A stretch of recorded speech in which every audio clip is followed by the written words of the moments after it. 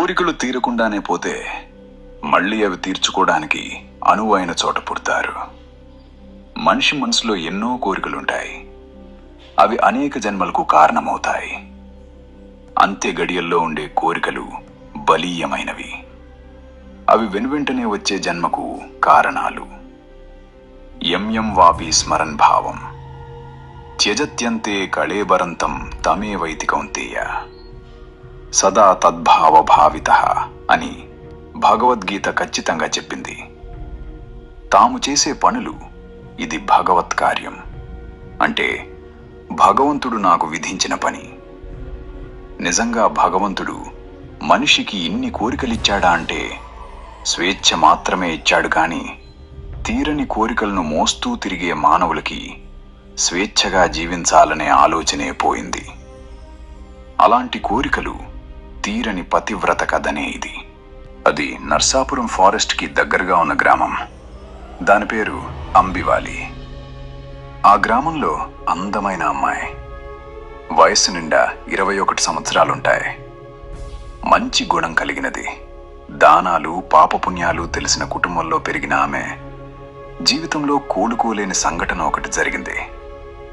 ఆమె ఒక పున్నమి రోజు సాధారణ మాదిరిగానే తన స్నేహితురాల ఇంటికి పని మీద వెళ్ళింది.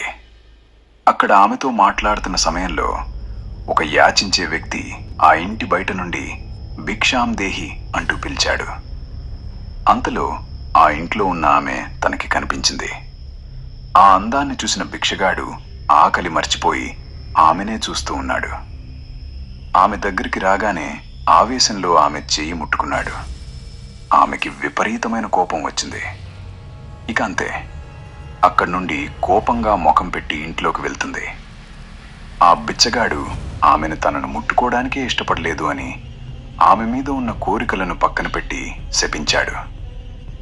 నాకు దక్కనిది ఎవరికీ దగ్గకూడదు అని, జీవితాంతం పెళ్లి కాకుండా ఇలాగే ఉంటావు అన్ని శపించాడు. అది విన్న ఆమె ఏడ్చుకుంటూ తన ఇంటికెళ్ళి వాళ్ళ అమ్మకి చెప్పింది. వాళ్ళమ్మ ఏమి కాదులే అంటూ సర్ది చెప్పింది. ఒక పక్క ఆమెకి పెళ్లి సంబంధాలు వస్తున్నాయి కానీ కుదరలేదు. ఆమెకి ఆ శాపం నిజమే అయ్యేలా ఉందని మనసులో బాధపడుతూ ఉంది.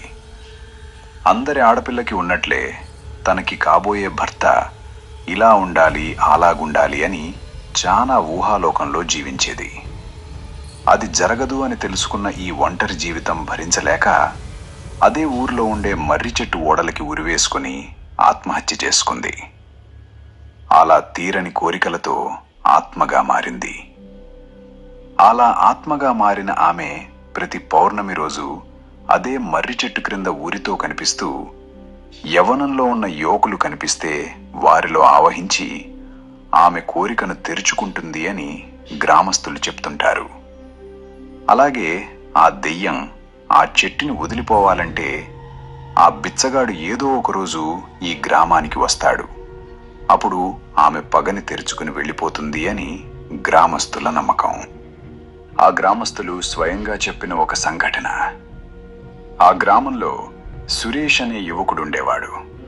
అతను నర్సాపురంలో సినిమాకు వెళ్ళడానికి రాత్రి 9 గంటలకి ఆ గ్రామంలోని బస్సు స్టాప్ వద్ద ఉన్న మర్రి చెట్టు దగ్గర కూర్చున్నాడు.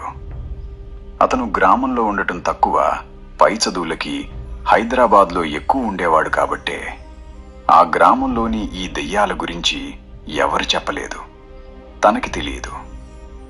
అలా యువకుడు కూర్చునున్న సమయంలో అక్కడ వాతావరణం అంత హోరుగాలితో ఊహూ అంటూ ఉంది.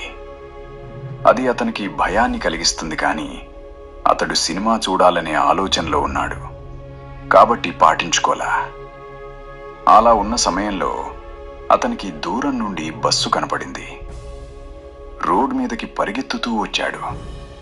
ఆ బస్సు ఆపకుండా చిన్నగా వెళ్తుంది. అతను బస్సు ఎక్కడానికి బస్సు వెంబడి పరిగెత్తుతూ బస్సు డోర్లో కాలు పెట్టి ఎక్కబోతుండగా ఆ దెయ్యం అతని చొక్కా కాలర్ పట్టుకును బయటికి లాగిపడేసింది. అతను దోసుకుంటూ వెనక్కి పడిపోయాడు.